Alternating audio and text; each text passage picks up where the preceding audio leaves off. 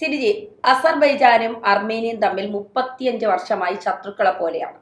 ഇവർക്കിടയിൽ നിന്ന് സമാധാനത്തിന്റെ നോബൽ സമ്മാനം വാങ്ങാനായി ട്രംപ് ഇവരെ തമ്മിൽ ഒന്നിപ്പിക്കാൻ ശ്രമിക്കുകയാണ്.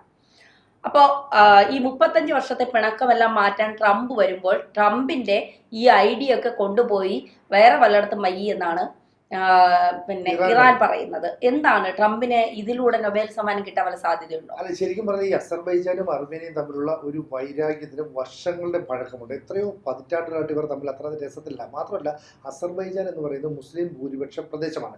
അർമേനിയ എന്ന് പറയുന്നത് ക്രൈസ്തവ ഭൂരിപക്ഷമുള്ള ഒരു പ്രദേശമാണ്. താരതമ്യേന അർമേനിയ കുറച്ചുകൂടെ ദുർബലരാണ്.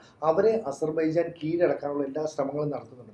അന്ന് നടത്തിയപ്പോഴാണ് അർമേനിയ ഇന്ത്യയിലേക്ക് വരികയും ഇന്ത്യയുമായിട്ട് ചില കരാറുകളിൽ ഏർപ്പെടുകയൊക്കെ ചെയ്തു. അങ്ങനെ നമ്മുടെ ചില വ്യോമ പ്രതിരോധ സംവിധാനങ്ങൾ, ആയുധങ്ങളൊക്കെ അർമേനിയക്ക് കൊടുത്തു. അങ്ങനെ അർമേനിയ അവയൊക്കെ കൃത്യമായിട്ട് ഉപയോഗിച്ചു. നമ്മുടെ പിനാക്ക മിസൈലൊക്കെ അതിൻ്റെ ഉദാഹരണം. അപ്പോൾ ഇതൊക്കെ തന്നെ കൃത്യമായിട്ട് ഉപയോഗിച്ചപ്പോൾ അസർബൈജാനെ പ്രതിരോധിക്കാൻ സാധിച്ചു. അങ്ങനെയാണ് അസർബൈജാനെ അർമേനിയ പ്രതിരോധിക്കുന്നത് മനസ്സിലായത്. പക്ഷേ ഇപ്പോഴും ഇരു രാജ്യങ്ങളും തമ്മിലുള്ള ബന്ധം അത്ര സുഖകരമല്ല. അതിൻ്റെ അടിസ്ഥാനത്തിൽ ഈ അർമേനിയയിൽ നിന്ന് കരാബാബ് എന്ന് പറയുന്ന ഒരു പ്രദേശം 2023 അസർബൈജാൻ പിടിച്ചെടുത്തിരുന്നു. ഈ സ്ഥലം പിടിച്ചെടുക്കാനായിട്ട് 2 തവണയാണ് അസർബൈജാൻ അർമേനിയ യുദ്ധങ്ങൾ ഉണ്ടായത്. ആദ്യത്തെ തവണ അസർബൈജാന് വലിയ നേട്ടം ഉണ്ടായി. പക്ഷേ 2ാം തവണ വന്നപ്പോൾ ഇന്ത്യയുമായിട്ടുള്ള സഹകരണത്തിൻ്റെ അടിസ്ഥാനത്തിൽ നമ്മുടെ ആയുധങ്ങൾ ഉപയോഗിച്ച് ഏതാണ്ട് ഒരു പ്രതിരോധമൊക്കെ തീർക്കാനായിട്ട് അർമേനിയക്ക് സാധിച്ചു. പിന്നീട് ഈ യുദ്ധം നീണ്ടുപോവുകയും തുർക്കി ഉൾപ്പെടെയുള്ള രാജ്യങ്ങൾ അസർബൈജാനെ സഹായിക്കുകയും ചെയ്തു.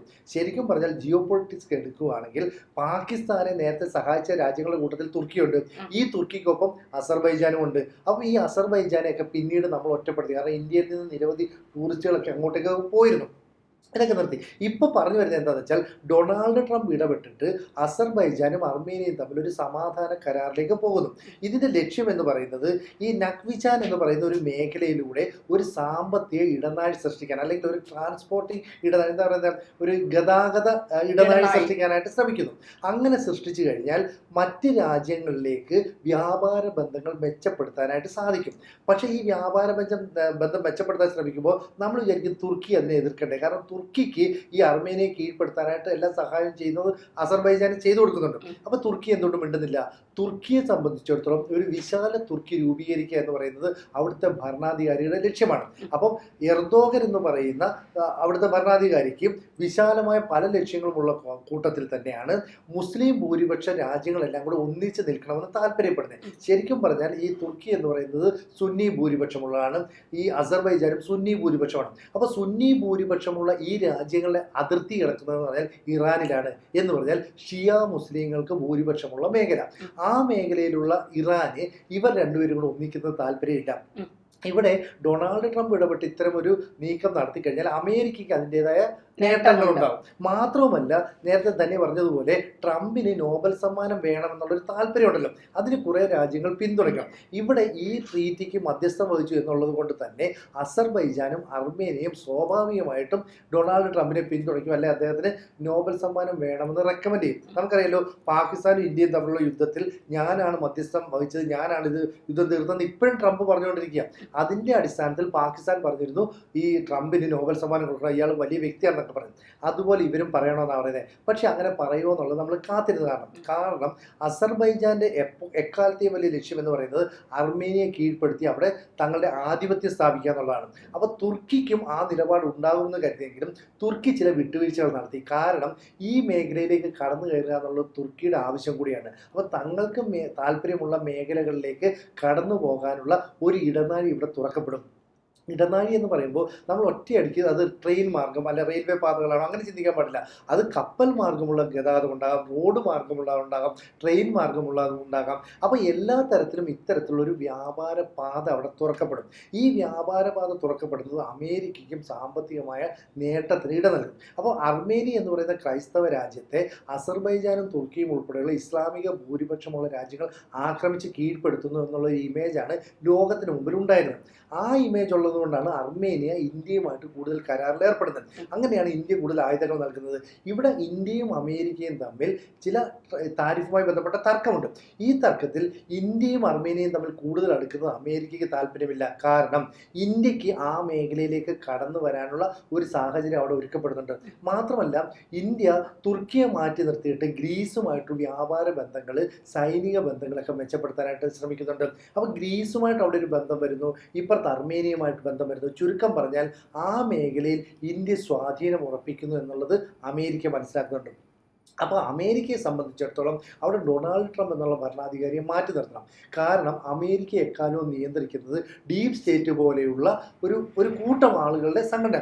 അവർ ഒരു 10 വർഷത്തെ ദീർഘമായ കാഴ്ചപ്പാടോടുകൂടി പ്രവർത്തിക്കുന്നതാണ്. അതായത് ഇന്ത്യ ഭാവിയിൽ ഈ അർമേനിയയിലും ഗ്രീസിലുമൊക്കെ സ്വാധീനം ഉറപ്പിക്കുന്നതോടെ അമേരിക്കയുടെ സമുദ്ര മേഖലയിലെ ആധിപത്യത്തിന് തടസ്സം സൃഷ്ടിക്കും.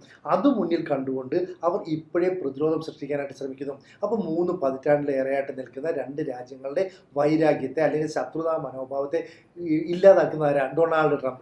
വൈറ്റ് ഹൗസിൽ വെച്ച് വിളിച്ചു കൂട്ടിയ ഒരു യോഗത്തിൽ വെച്ച് ഇവർക്ക് എന്ത് ചെയ്യാം, വേണമെങ്കിൽ ഒരു ട്രീറ്റിയിൽ ഒപ്പിടാം. അങ്ങനെ ട്രീറ്റിയിൽ ഒപ്പിടുമ്പോൾ ലോകരാജ്യങ്ങൾ അത് ചർച്ച ചെയ്യും.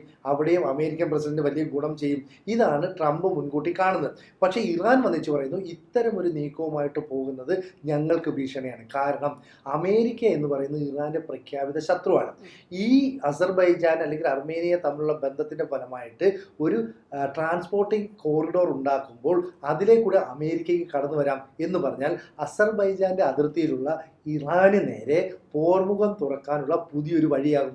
അമേരിക്ക എന്ന് പറയുന്ന രാജ്യത്ത് നമുക്കറിയാലോ, സ്വാഭാവികമായിട്ടും ഒരു രാജ്യത്തേക്ക് കടന്നു ചെന്നാൽ അവിടെ അവർ ബേസ് ക്യാമ്പുകൾ നിർമ്മിക്കും, പട്ടാള ക്യാമ്പുകൾ നിർമ്മിച്ചിട്ട് അവർക്ക് അവിടെ വിമാനങ്ങൾ ഇറക്കാനും കപ്പൽ ഇറക്കാനുള്ള സൗകര്യമൊക്കെ ഒരുക്കും. അത്തരത്തിലുള്ള കുതന്ത്രം അമേരിക്കയുടെ കയ്യിലുണ്ട് എന്നുള്ളത് മറ്റ് രാജ്യങ്ങൾ മനസ്സിലാക്കുന്നു, പ്രത്യേകിച്ച് ഇറാൻ. ശരിയല്ലേ? തീർച്ചയായിട്ടും അങ്ങനെ തന്നെയാണ്. അമേരിക്കയെ സംബന്ധിച്ചിടത്തോളം ഇന്ത്യയെ വ്യാപാരമായി തകർക്കുക എന്നുള്ളൊരു ഉദ്ദേശം മാത്രമേ അമേരിക്കയ്ക്കുള്ളൂ. മറ്റ് ലക്ഷ്യങ്ങളൊന്നും അമേരിക്കയ്ക്കുണ്ട് എന്ന് തോന്നുന്നില്ല. ട്രംപിനെ സംബന്ധിച്ചിടത്തോളം റഷ്യയിൽ നിന്നുള്ള എണ്ണ വാങ്ങുന്നത് ഇന്ത്യ നിർത്തുക, അങ്ങനെ വാങ്ങുമ്പോൾ റഷ്യയെ സാമ്പത്തിക സഹായങ്ങൾ ഉണ്ടാകുന്നു എന്നുള്ളതാണ് അമേരിക്കയുടെ പ്രശ്നം. ഇവിടെ അസർബൈജാനെയും അർമേനിയയും തമ്മിൽ ഒന്നിച്ചാൽ അല്ലെങ്കിൽ ആ ഒരു 35 വർഷത്തെ ഒരു വൈരാഗ്യം മാറ്റിയാൽ അത് ട്രംപിന് വലിയ ഗുണം ചെയ്യുമെന്ന് ട്രംപിന് നന്നായിട്ട് അറിയാം. പക്ഷെ ഇവിടെ വില്ലനായി നിൽക്കുന്നത് ഇറാനാണ്. ഇറാനെ ഇനി ഏത് തരത്തിൽ അമേരിക്ക കൈകാര്യം ചെയ്യും എന്നുള്ളതാണ് നമ്മൾ നോക്കേണ്ടത്. ശരിക്കും പറഞ്ഞാൽ അസർബൈജാനെ അർമേനിയയുമായിട്ട് വേർതിരിക്കുന്ന ഇടനാഴിയുടെ ഞാൻ പറഞ്ഞില്ലേ, ഈ ഇടനാഴിയിലേക്ക് സ്വാധീനം ചെലുത്തുക എന്നുള്ളത് അമേരിക്കയുടെ പ്രഖ്യാപിത ലക്ഷ്യമാണ്. അതുകൊണ്ട് തന്നെ ഈ റോഡിന്റെ നിയന്ത്രണം ഉൾപ്പെടെ കൈക്കലാക്കാനായിട്ട് അമേരിക്ക ശ്രമിക്കുന്നുണ്ട്. ഇത് ബലം പ്രയോഗിച്ചാണെങ്കിലും പിടിച്ചെടുക്കുന്ന പറയും, അത് ഒഴിവാക്കാനാണ് ഒരു ഉടമ്പടിയിലൂടെ ഇരു രാജ്യങ്ങളെയും തമ്മിൽ ഒന്നിപ്പിക്കുന്നത്. അവിടെ ഇറാൻ വന്ന് പറഞ്ഞു, ഇത്തരം ഒരു നീക്കം ട്രംപോ അർമേനിയോ അസർബൈജാനോ ആര് നടത്തിയാലും ഞങ്ങൾ അംഗീകരിക്കില്ല. കാരണം ഞാൻ നേരത്തെ പറഞ്ഞല്ലോ, തുർക്കി എന്ന് പറയുന്ന സുന്നി ഭൂരിപക്ഷമുള്ള ഒരു പ്രദേശം ഈ മേഖലയിൽ ആധിപത്യം സ്ഥാപിക്കാൻ ശ്രമിക്കുമ്പോൾ ആ കോറിഡോറിലൂടെ അമേരിക്കയ്ക്ക് കടന്നു വരാം. എന്തുകൊണ്ടാണെന്നറിയോ? തുർക്കി എന്ന് പറഞ്ഞാൽ ശരിക്കും പറഞ്ഞാൽ നാറ്റോ സഖ്യത്തിൽ ഉൾപ്പെട്ടതാണ്. ഈ നാറ്റോ സഖ്യം എന്ന് പറയുന്നത് അമേരിക്കയുടെ വാക്കിനെ പൂർണ്ണമായിട്ടും ഉൾക്കൊള്ളുന്ന, അല്ലെങ്കിൽ അമേരിക്ക പറയുന്നതിനെ അതുപോലെ കേൾക്കുന്ന രാജ്യമാണ്. അപ്പം US പ്രസിഡന്റ് ഡൊണാൾഡ് ട്രംപ് ഒരു നീക്കവുമായിട്ട് മുന്നോട്ട് വന്നാൽ പൂർണ്ണ പിന്തുണയുമായിട്ട് ഈ പറയുന്ന തുർക്കി നിൽക്കും. കാരണം അവർക്ക് നാറ്റോയിൽ പിടിച്ചു നിൽക്കണം. അങ്ങനെ വന്നു കഴിഞ്ഞാൽ അത് ഭീഷണിയാണെന്ന് ഇറാൻ തിരിച്ചറിയാം. മാത്രമല്ല ജിയോ പൊളിറ്റിക്സിൽ ഇപ്പം റഷ്യ, ചൈന, ഇന്ത്യ ഉൾപ്പെടെയുള്ള ഒരു അച്ചുതണ്ട് രൂപപ്പെട്ടു വരുന്നു. ഈ അച്ചുതണ്ടിലേക്ക് വരുന്ന താല്പര്യമുള്ള രാജ്യങ്ങൾ ഒന്ന് നോർത്ത് കൊറിയയും മറ്റൊന്ന് ഇറാനുമാണ്. അപ്പോൾ അമേരിക്കയുടെ ഏത് നീക്കത്തെയും എന്ത് വില കൊടുത്തും ഇറാൻ തകർക്കുമെന്നാണ് പറയുന്നത്. പക്ഷേ ഇറാന്റെ ഈ നീക്കത്തെ അമേരിക്ക കണ്ണിക്കും. കാരണം അമേരിക്കയുടെ പ്രഖ്യാപിത ലക്ഷ്യങ്ങളിലൊന്ന് ഇസ്രയേലുമായിട്ട് ചേർന്നിട്ട് ഇറാനെ തകർക്കുക. കാരണം എന്താ? അവർ ആണവായുധം നിർമ്മിക്കുന്നു എന്നുള്ള ഒറ്റ ഭീഷണി.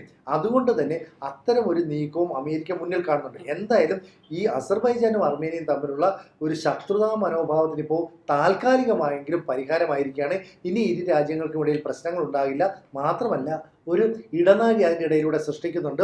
അതിലൂടെ അമേരിക്കയ്ക്ക് നേട്ടമുണ്ട്, തുർക്കിക്ക് നേട്ടമുണ്ട്. ഇനി ഇറാൻ അത് ഇഷ്ടമില്ല എന്ന് തുറന്നു പറഞ്ഞ ഒരു സാഹചര്യത്തിൽ ഇറാന്റെ നിലപാട്, അടുത്ത നീക്കം, ഇത് ലോക രാജ്യങ്ങൾ ഗൗരവത്തോടുകൂടി നോക്കിക്കാണുന്നുണ്ട്. ഏതെങ്കിലും കാരണവശാൽ ഇറാൻ ഒരു യുദ്ധപ്രഖ്യാപനവുമായിട്ട് രംഗത്ത് വന്നാൽ വീണ്ടും അമേരിക്ക ഇറാൻ പോരാട്ടത്തിലേക്ക് അത് കടക്കാനുള്ള സാധ്യതയും കൂടുതലാണ്.